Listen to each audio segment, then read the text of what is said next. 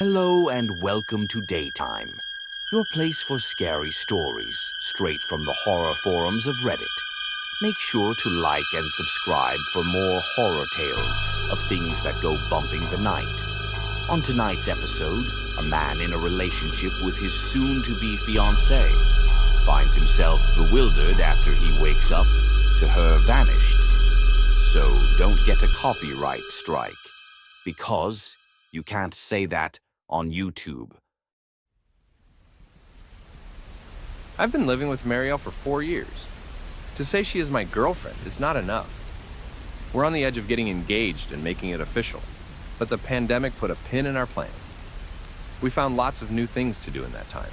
We agreed early on to get our own hobbies, so we wouldn't go crazy being in each other's faces all the time during lockdown. I started taking online keyboard lessons and drawing, while she got back to her childhood love, online gaming. We both started a diary just to physically see what we're doing from day to day and to remind us that we're progressing. Marielle became part of a raiding guild in a large online MMO. She's a natural organizer and second in command to the guild leader, called Password. They all have these ridiculous usernames, and hearing her talk to them over Discord sounds like a cheap spy movie. There's Password, Killer, Alder, and a whole bunch of others. My girlfriend calls herself Empty. She says it's a reference to her carefree nature, that she is empty of worry. Yesterday I woke up to find her gone. She took the car, every dollar of our joint account, and a bag of clothes. I didn't hear the car as it left the driveway. She's been acting weird and keeping more to herself than usual. She's been having trouble with her phone and computer, but most of the time we've spent together, she's been her usual loving self. I had no idea. She left an open document on her computer, and I want to see if anyone can make sense of this. It is an excerpt of her diary. Marielle, if you're reading this, please come back. 2019 CDT GMT -5. April 6th, 2021. First off, do not say the cited phrase on video. I'll mark it in cursive. If you do, it'll be replaced with the same video that mine was. It is a rule. I was uploading the in-game footage from our monthly guild meeting when something strange happened. The video was immediately taken down. I got a notice about a part of my video containing copyrighted footage, and the entire video was claimed. I first thought it was a bot, as the claimant was just a long series of letters and numbers, seemingly random. PA01AL, ALKIOS 04, MA08. There was a part of my video that had been marked containing the copyrighted footage, and I just laughed when I saw it. It is a short segment where Password is recounting the guild member who contributed to the monthly donation box in March. It goes, Password 01, Alder, Killer, Austin, 04, Markdown, 08. This meant Password gave $10. Alder gave $40 twice. Killer and Austin gave $40 each. Markdown gave $80 in one sum at the end of the month. I can't stress this enough. You shouldn't say those words on YouTube. And the first thing I noticed about this claim was the claimant itself. The name is basically code for what Password read aloud in the video. PA01, meaning Password 01, for example. Take a second look at it. The other thing I noticed was that the video was taken down, but there's no way to dispute the claim. There's nothing but a big blue submit button. I just pressed it. Maybe I shouldn't have. Instantly, the video turned unlisted, and the part where Password is reading was replaced with a weird video clip. I'll link it. It is this odd inverted black-white clip of some kind of black background with a hint of cables. It is a mess. The text unauthorized in a series of numbers and letters run in the top of the corner. There's a monotone sound blaring. In the middle of the video, it jump cuts to a face holding up a finger to its lips, as if shushing the viewer. The figure has part of a face, part of a torso, and a hand. That's all. We can't see any eyes, cheeks, hair, nothing. Anonymous. The clip plays, and then the video resumes. I showed it to my guildmates, and they had no idea what was going on. I'm looking into this in the morning. We've got a raid tonight. 0821. CDT, GMT -5, April 7th, 2021. The numbers and letters correspond with the username of the claimant, which in turn is short for the phrase we accidentally said in the video. I think it might be some sort of key phrase embedded into the content ID system. 8 seconds, 15 hundredths. The original clip was just past 9 seconds, so there is a difference. It recognizes the phrase takes your video down and replaces your clip with something that censors the code if you submit. It seems fine in writing though. Maybe it changes if I upload it somewhere a content recognition software is running. Anyway, I've emailed the YouTube support about it. 1248 CDT, GMT -5. April 15, child, 2021. 3 emails, no response. We've taken out the code part of the video and re-uploaded it, no problem. 2206 CDT, GMT -5. April 16, 2021. I got a call just now. It was just a monotone noise. I recognized it from the video.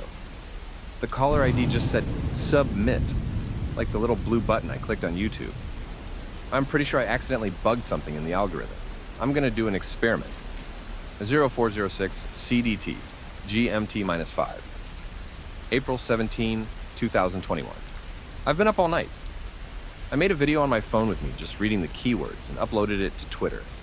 The tweet just got deleted. I got a DM from a user with the same name as the YouTube claimant with just the word unauthorized in all caps. I've tried Instagram and TikTok, and it is all just taken down. It only seems to be YouTube where it can't just be deleted and is instead replaced and made private.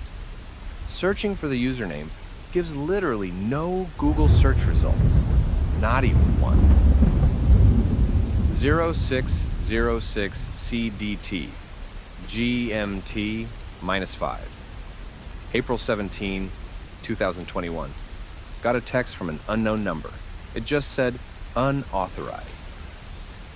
0631 CDT, GMT -5. April 17, 2021. Turned my phone off.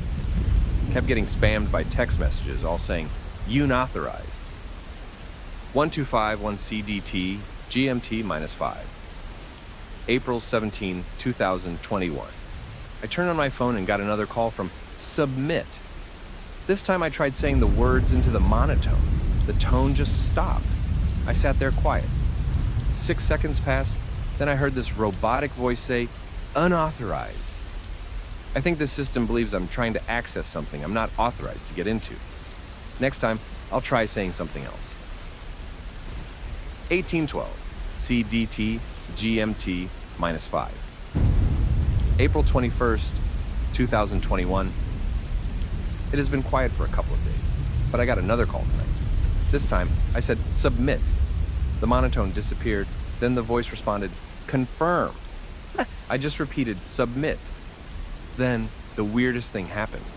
It sounded like someone trying to pick up the phone at the other end, but there was a struggle. I could hear a no, but the call was cut short. I recorded the entire thing. A friend of mine is looking into the claimant on YouTube. Apparently there's some sort of invite-only forum for people who specialize on internet sleuthing and looking up the real person behind certain usernames. 2356 CDT, GMT -5, April 26, 2021. No response yet. 2 guys on the opposite team came up to me in the battlegrounds and begged me to kill them, over and over. My guildies laughed their asses off, but I found it kind of weird. It wasn't just trolling, it seemed off. 0941, CDT, GMT -5, May 4th, 2021. There was a hit on the username. There was a password leak from a game developer back in 2004, where someone had that username. There's also a password, Zamercand, with every vowel replaced with a 6. I typed it out on my phone as a reminder to myself, and it just went black. Complete factory reset as soon as I put in that last D in the password. What the fuck? 1412, CDT, GMT -5, May 4th, 2021. I got my phone to work, and as soon as it started up, I got called again. I started the recording. This time, I said the username, then the password, in order. The voice said confirm, and I actually got a ringing noise, as if calling someone. The other end picked up, but they were quiet. I tried explaining that this was a mistake, and that whoever they were, I just didn't want anything to do with them. Blameless, they said. You're blameless. It was a man's voice, old, hoarse throat. Yes, I am, I responded. It is all a mistake. There was such a loud noise that I dropped the phone.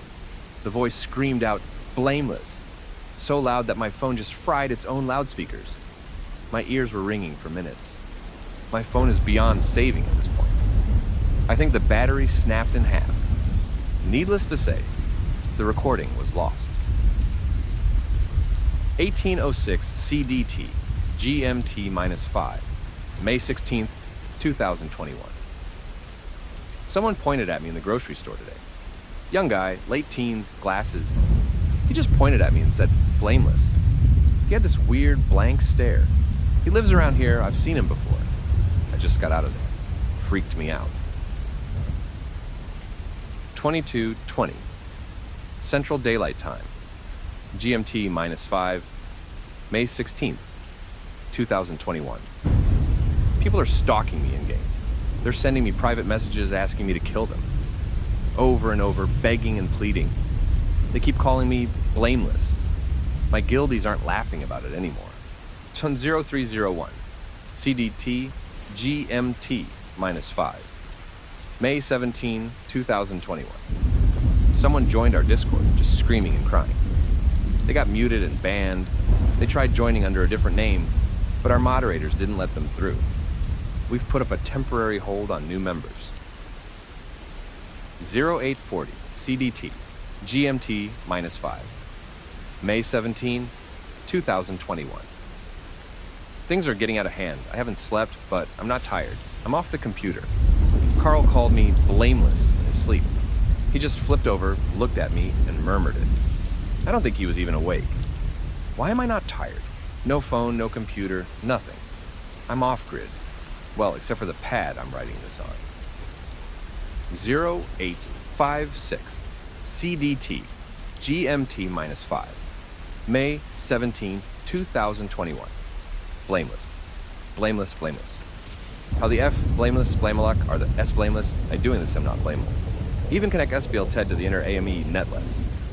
1201 CDT, GMT-5, May 26, 2021. I'm on Carl's computer. It is Wednesday. I don't sleep anymore. I don't get tired. Awake for 9 days. Blameless is not something you're, it is like a title. They follow the title, not the person. Carl keeps saying blameless in his sleep. Someone left a gun on the hood of my car. I thought about calling the police, but I just left it on the sidewalk.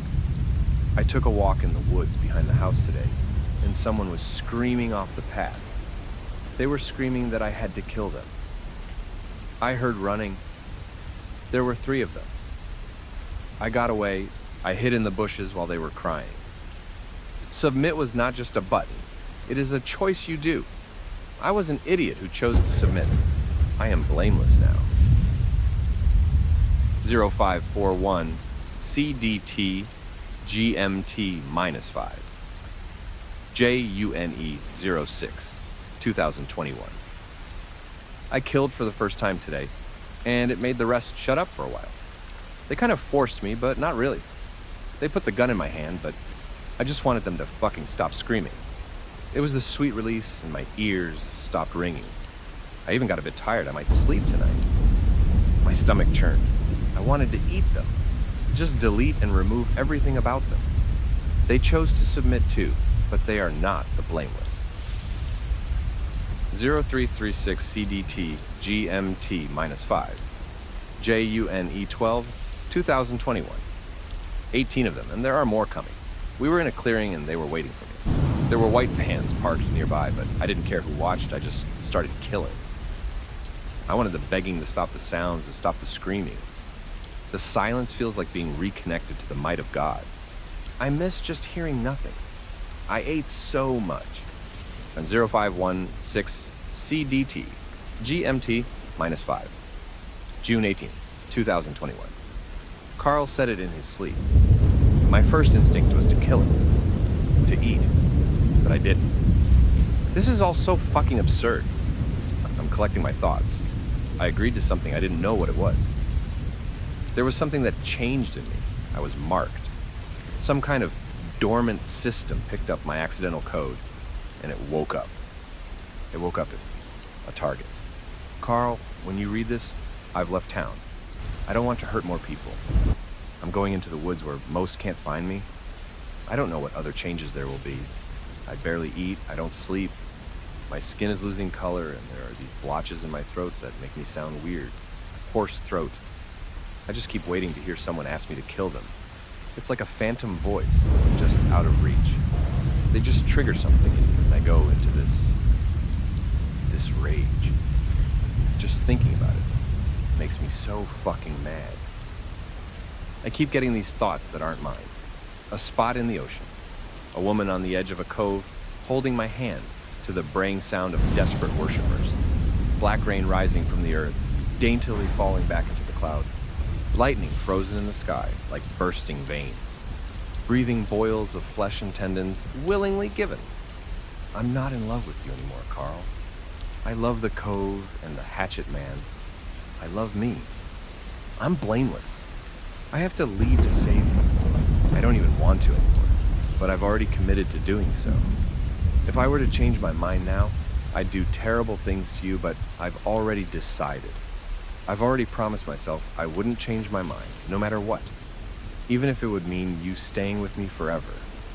Even if it would mean you standing by my side at the edge of the cove.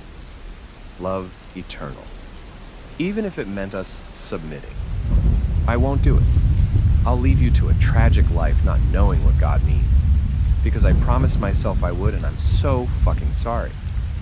I want you to find me. I want you to submit. I also know I do not want to want this. But I do. Please don't. The document had about 180 pages after this, just filled with the word blameless, repeated over and over. I've tried cleaning it up so I could post it, but some of what she's saying is just complete nonsense. I don't believe in internet voodoo, and I don't know what the online community knows. I think she got involved with something. I've tried talking to her guildmates, but they haven't heard anything from her for over a month. She has no history of mental illness in her family. We've called the police and we're tracking the car, but so far we've got nothing. I've tried doing what she mentioned, to upload a video of the key phrase. The same thing still happens, it gets replaced with the clip she linked. That's a thing, and I've submitted it to the police. They have no idea what to make of it, but they believe it might be some kind of cult. I don't even know what to think anymore, what to feel. I miss her so much. And to think she's been through something so huge on her own just churns my stomach. Why wouldn't she tell me? Marielle is not a bad person. She doesn't do what this text says she does. She doesn't believe in ghosts and goblins. She's a gardener, not a murderer. Her phone cover has a smiling blue sunflower on it. If you're reading this, please come back. Please seek... Hello and welcome to Daytime, your place for scary stories, straight from the horror forums of Reddit. Make sure to like and subscribe for more horror tales of things that go bumping the night. On tonight's episode, a man who recently purchased a house discovers that it has a frog problem. So, even though we're on a budget, we should have bought the damn frogs.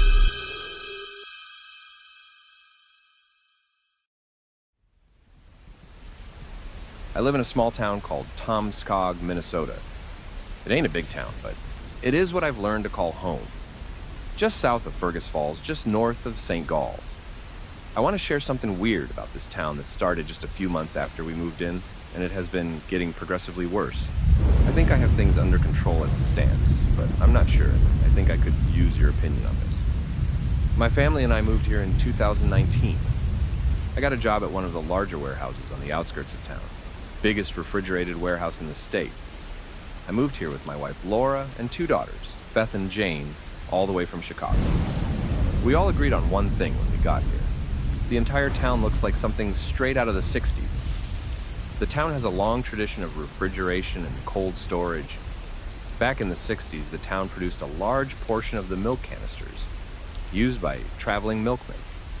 You know, the kind you've seen in the movies. People who would deliver cold milk in the morning straight to the door. That milk came transported in O'Sullivan's canisters in bright orange and purple letters. They still use the same font, and those milk canisters can be seen all around town. It is a point of pride, but those days are long gone. There are no milkmen left in Tomskog, but there are a few places that still use that aesthetic as a theme. There's Butterman's Biscuits on Main Street, along with the Rosemary's Dairy, an ice cream stall in the mall. Those places always have someone dressed up as a milkman. The high school also has a milkman-themed mascot, sort of a cowman minotaur thing with a creepy smile. Beth isn't a fan. We had been here for about 6 months when we got a knock on the door. We weren't expecting company, and by then we were fairly settled in. We'd had our share of neighbors coming by already. That time was over. Laura called me over as she opened the door. I was shocked to see a young man, no older than 17, dressed up in that classic all-white milkman outfit. He waved a clipboard at us with a big smile. "Mr. and Mrs. Hives," he smiled. "I'm Tom, from O'Sullivan's. Great to meet you." "Nice to meet you, Tom," chuckled my wife, giving me a side eye. "That's a great uniform." "Just great," I agreed. "You're too kind. I'm just here to see if you're interested to sign up for any of our weekly deliveries. I'm sorry we didn't get to you sooner, but there have been all kinds of holdups on the factory floor." "I don't, said Laura, looking at me. "I don't think anything comes to mind," I butted in. "Not at the top of my head." Of course," nodded Tom. "Maybe I could leave this with you so you can look it over at your own leisure?" He held out a single piece of paper. I took it, we wished him well, and locked the door. Laura couldn't stop laughing and swore she was going to get me one of those outfits. The paper itself was left on the kitchen counter for a few days, until my youngest, Jane, found herself reading it out of sheer boredom one morning. She counted everything on the list, reading it out loud. Most of it was fairly ordinary. You could have eggs delivered, butter, or a few select flavors of ice cream, mostly Ben & Jerry's. There was also sparkling water, fresh juice, and hey, even good old milk. There were also a few dried goods like baking soda and flour. Then at the very bottom of the page was this one line that I couldn't believe. "Frogs," said Jane, my youngest. "It says frogs here." "That can't be right," chuckled Laura. "Let me see." She held it up to me as I drank my morning coffee. There it was, bright as day. Frogs, with an asterisk. Nowhere on the page did it say what the asterisk was for. It was, by far, the weirdest thing I'd seen in this town. Maybe someone in town had a thing for French cuisine, but having frozen frogs hand-delivered to your front door? That's weird. And if it was a cooking thing, why were there no snails? My wife and I talked about it extensively for about a week. At the parent-teacher conference, we tried talking to the other parents about it, but most of them didn't seem to know what we were talking about. They thought we were joking. Some of them had O'Sullivan's regular deliveries, but most were just once a month, and only for some of the cooking basics. Apparently their fresh cream was to die for. I called up the O'Sullivans the following Monday. It only took a single ring before someone answered. Not a machine either, a real person. We exchanged pleasantries and I explained that I'd gotten a sign-up sheet from Tom, and they were delighted to have me call back. It was all very pleasant until I brought up the frogs and the asterisk. "Oh, you got one of the houses out by the lake?" "Not really by the lake, more in the vicinity of it." "That's why it is there, just in case you need some frogs, unless you have your own." "Why would I need frogs? Could you please explain in clear terms why?" "Sir, I'm sorry, but I need you to lower your voice." I'm not proud to say I didn't. The conversation turned sour, and I was close to flinging my phone across the room. Laura calmed me down. She told me she'd talked to the realtor about it, and they'd assured me that while there was a lake nearby, there were no reports of troublesome frogs in the area. For all intents and purposes, it all seemed like a mistake. As autumn turned to winter, we forgot about the whole thing. It wasn't until spring that we got another visit from Tom, and this time we weren't home. He left another sign-up sheet on our front door, and I tore it to shreds. Laura thought I was overreacting. Tomskog is beautiful in the winter, but the snow can be a real problem. A lot of the driveways go slightly uphill, so even a tiny bit of ice can keep you from getting to work on time. You might think people don't need as much refrigeration in the winter, but you'd be wrong. Sure, you might not want ice cream delivered to your front door, but there are still goods that needs to be transported across the country, especially during the holidays. I was working overtime most of December and didn't even give myself the time to worry about the delivery boy from O'Sullivan's. I was too busy with everyday life, getting the kids to school, pushing my car out of the driveway, getting a babysitter once every other week for a night out. The usual. But winter turns to spring and things changed. I was getting water for my morning coffee when I noticed the pipes rumbling. It sounded like a blockage. As I was about to smack it, something came flying out of the pipe. Something small and black, straight into the garbage disposal. The water flowed just fine afterwards, but I couldn't help but worry. I figured the pipes were just old. Of course, it wasn't that simple. Over the coming weeks, we started to notice things around the house and yard. The grass outside was slowly turning brown, and the graveled path from the house to the driveway was turning into mud. I started waking up to the smell of wet wood drifting in through our bedroom window, and my daughters would come in at night complaining about mosquitoes.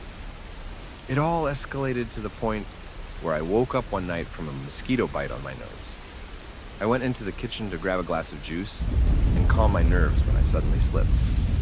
Full on 90-degree flip, landing on my back, staring at the ceiling. I checked my foot, only to see it covered in blood. I'd stepped on a frog. I'd squished it and flung the remains straight across the floor like a banana peel. The thing still twitched as my wife threw it out. I had to shower for a solid 40 minutes before I felt even remotely clean again. Over the following days, it just got worse. I would awaken in the middle of the night by the sound of croaking. It was always somewhere nearby. I could hear something wet slapping against our wooden floors. Sometimes I'd hear something bumping against the furniture, or even the bedposts. I started doing frog checks before going to bed. I rarely found more than one, maybe two, but as soon as the lights were out, we could hear them, croaking, slapping around. It all came to a head one night when Beth, our oldest daughter, came screaming into our bedroom. "There's someone in the house! There's someone in the..." I was up in a heartbeat. Laura got the phone and started calling the police. Jane crawled into bed as I loaded up my Beretta. "Jane!" I yelled. "Jane, get in here!" There was no response. I gave Laura a look and ran out into the hallway, still in my underwear. I could see through the main hallway all the way to the front door. It was all dark, the lights were still off. The half moon illuminated a small silhouette in the doorway. A child, but not Jane. That, and 1,000 glaring eyes along the floor. Someone was screaming outside, "Jane." I took one step and felt a frog crushed under my foot. I could feel their grabby hands twitch between my toes as I struggled to stay up. Just as I tried calling out for my daughter, I lost my footing and fell face first into the floor. Frogs. Everywhere. They were getting in my hair, pushing against my ears, trying to force themselves onto me. They pushed against my lips, my nose, my eyes, biting with toothless mouths. I got back up and threw them off of me, only to see that the silhouette in the doorway was gone. I wiped the frog gunk off of my face and ran outside, squishing frogs with every step. I could feel them nipping at my leg hairs. It was freezing outside, and the mud was deeper than usual. The croaking outside was deafening. Small, tiny croaks. Big, bawling croaks. Croaks that seemed to stretch on forever, like screams. Out of the cacophony of sounds, I managed to pinpoint my daughter. Gun in hand, I ran straight into the woods. By now, my heart was pounding so loud that I couldn't even hear the croaking. I had only walked that same trail a few times prior. I knew where it was leading me. I should have known. I ran for at least 10 minutes, using only moonlight to guide me. I screamed myself hoarse, trying to find Jane, and every now and then I could hear her in the distance. I would trip on branches, step on sharp rocks, tear myself open against pine and birch, but I would just keep going. I pushed myself so hard I didn't even notice my hand cramping against the trigger of the gun. Luckily, the safety was on. The lake is usually a calming sight. A small freshwater lake, perfect for fishing, with a big rock in the center. You can usually tie up your boat there and take a dip in the summer. I'd done so a few times before with the girls, but the lake was teeming with frogs. The forest was booming with croaking. and I couldn't see Jane anywhere. Suddenly, something breached the surface of the lake. I heard a loud, gargling scream, and I knew it was her. I ran as fast as I could, diving headfirst into the water. The moonlight reflected against a handful of tiny eyes under the surface, tiny legs kicking to get close to me. The water was dense with mud and debris, and I couldn't see further than a couple of feet. I reached for air and got back down. I was halfway across the lake when I could finally see something just below the surface. In the moonlight, it looked like a jellyfish, but I knew better. That was Jane's pajamas. The rest is a bit of a blur. I dove and somehow got a hold of her. As I was pulling her to the surface, I could see something large looking up at me from the bottom.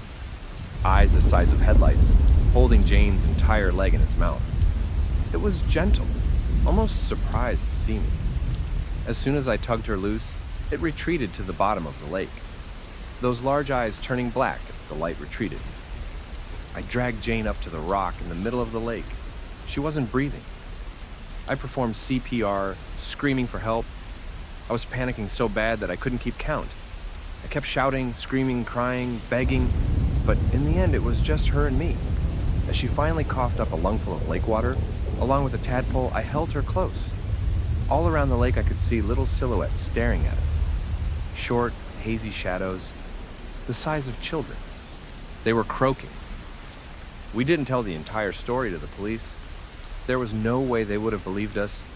Instead, they figured it had been a case of night fright and that Jane had gotten lost in the woods. We just let them believe what they wanted.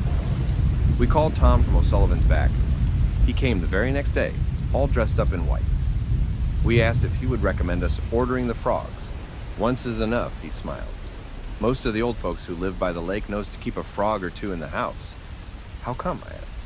If there are already frogs in the house, there's no need for any more frogs to come in. He nodded, tapping his forehead. So they stay away. So we get frozen frogs, and then we're good. They're just hibernating. Just go ahead and put them somewhere real nice, and I'm sure it'll all be just fine. I signed us up for a single delivery of 4 frogs. Tom seemed pleased. As he was about to leave, I stopped him. I gotta ask, are we the only ones in town who need this? Tom looked past me, locking eyes with my youngest daughter. For a few more years, Mr. Hives, unless you want to take your chances, we got 4 frogs delivered. I set them up in a nice terrarium in the hallway. Jane barely even remembers that night and doesn't seem as shaken up as the rest of us. Hell, I've seen her play with the damn things. But me? I get the shakes every time I hear them croak. There haven't been a single frog on our property since. The grass is green again, and the graveled path stays graveled even during bad rains. But sometimes, at night, I swear I can see those hazy outlines of children along the edges of my property. They croak. Hello and welcome to Daytime, your place for scary stories straight from the horror forums of Reddit. Make sure to like and subscribe for more horror tales of things that go bumping the night. On tonight's episode, a man who falls in love discovers that his girlfriend is hiding a deep secret. So, tonight, I'll be telling you how Millie made me sick. Have you ever been really, really in love with someone?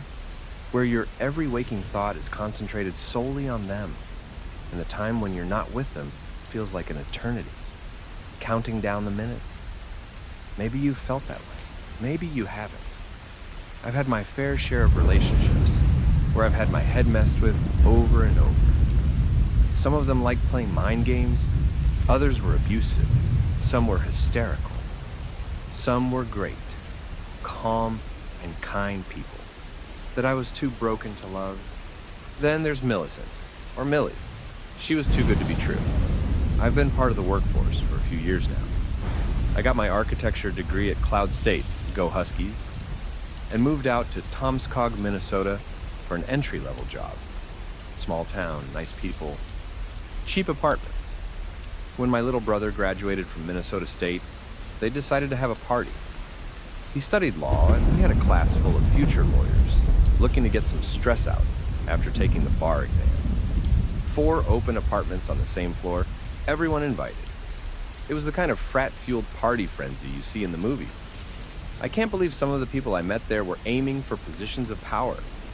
I met a guy there who swore he was going to be on the Supreme Court. He did a keg stand 10 minutes later. Legend. That's where I first met Millie. If I'm a solid 6, she would have been an 11. It was hard not to gawk.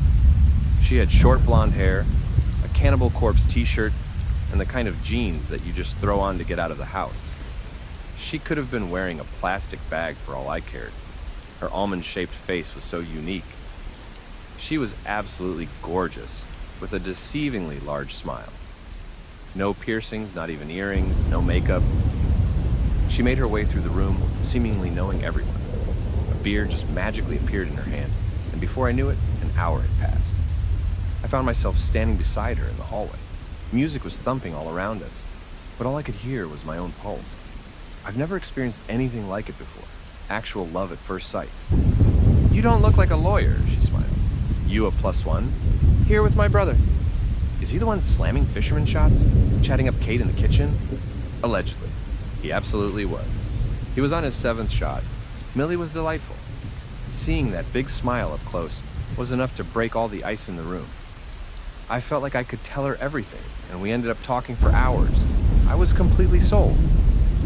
By the end of the night, we were making out in the backseat of my car like teenagers. I'll be the first to admit that I got a bit obsessed with her. I texted her every day, but she always seemed so busy.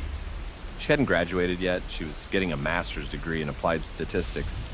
She didn't seem like the kind of person who would spend hours cooped up in a room with a bunch of numbers, but everything about Millie was a mystery to me. We started dating regularly.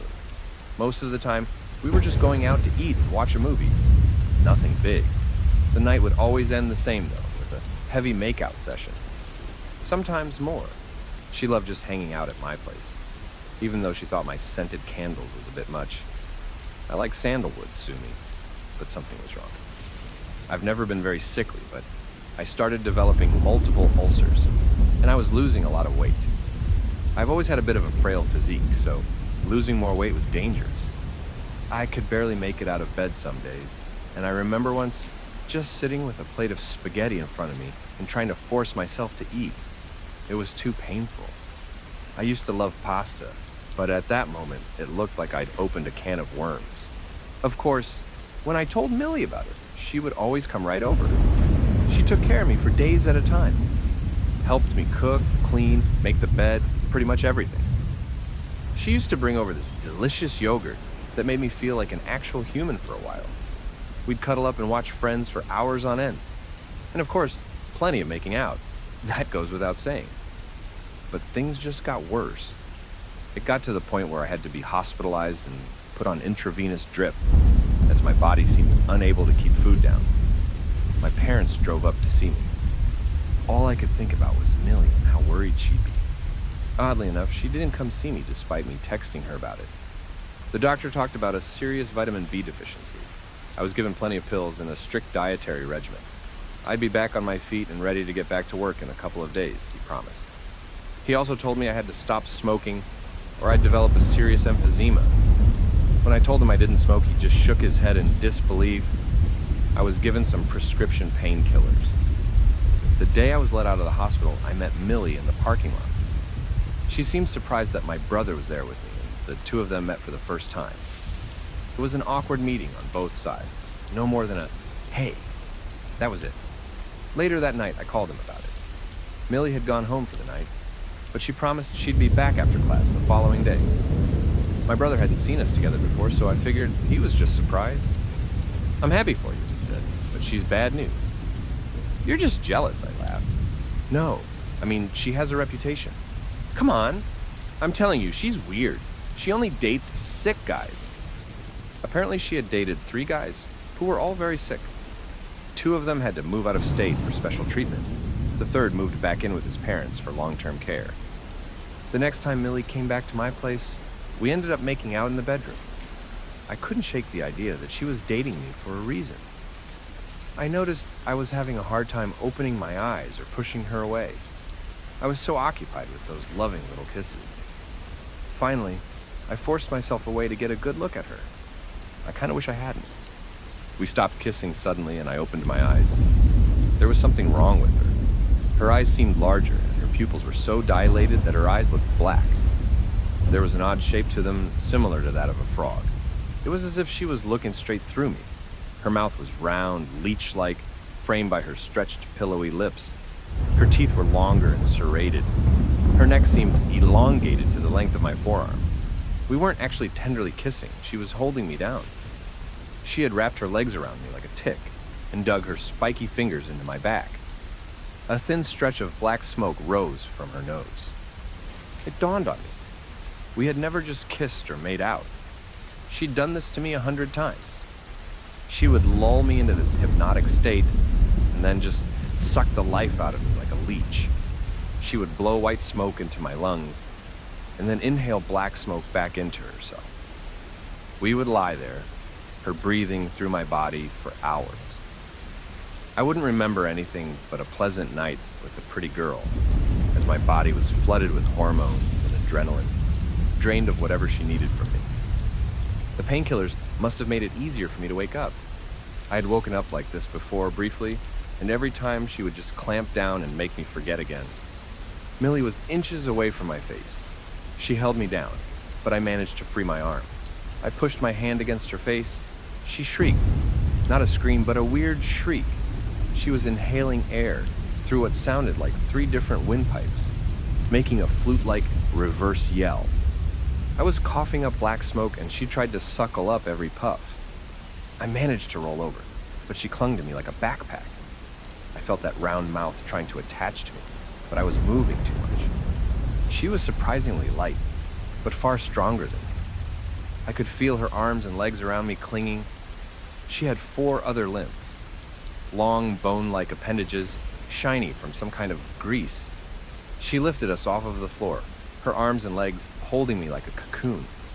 The round mouth got a hold of my neck, and for a split second, we were back on the bed, making out. Tender kisses and sweet whispers. And dash. But we weren't. I was being flooded with hormones, my head dipping in and out of consciousness.